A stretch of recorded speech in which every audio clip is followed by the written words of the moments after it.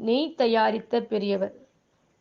சிறிது நேரம் கழித்து, வா கிரிவலம் வரலாம் என்று சொல்லிக்கொண்டே அந்த சிறுவன் குன்றினை வலம் வர தொடங்கினார்கள். பல மணி நேரம் கடந்தது. சுற்றியும் வந்தனர். மண்கலயத்தில் இருந்த பாலெல்லாம் தயிராக மாறியிருந்தது. அதை கடைந்து வெண்ணெயாக எடுத்து வெண்ணெயை தயிராக்கினார்கள். இதே போல 2-3 நாட்கள் திரண்டிய நெய்யை எடுத்து புறப்பட்டனர். இம்முறை நடக்க நடக்க மீண்டும் சோர்வு. நடக்கும் பொழுது, இது எந்த இடம் வாத்தியாரே? எல்லோரும் வித்தியாசமான பாஷை பேசுகிறார்கள் என்று சிறுவன் கேட்பதற்கு, இதுதான் ராஜகோவர்த்தனகிரி. ஆயர்பாடியில் கிருஷ்ண பரமாத்மா ராதையுடன் விளையாடிய சுற்றி திரிந்த இடமே இதுதான்.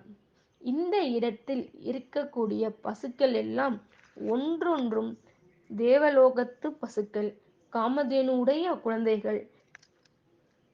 அங்கே கொஞ்சம் பால் எடுத்து அதுல வெண்ணெய் தயாரித்து அதிலிருந்து நெய் எடுத்தோம். இப்பொழுது அடுத்த வேலையை பார்ப்போம் வா என்று பதிலளித்தான். மீண்டும் பல மைல் நடந்ததும், வாத்தியாரே, கொஞ்ச நேரம் உட்கார்ந்து விட்டு போகலாம் வாத்தியாரே என்று சோர்ந்து போய் கேட்டான் சிறுவன். நீ சொல்லி அதுக்கு நான் மறுபேச்சு சொல்லுவேனடா ராஜா. சரி, உட்காரு என்றார் பெரியவர்.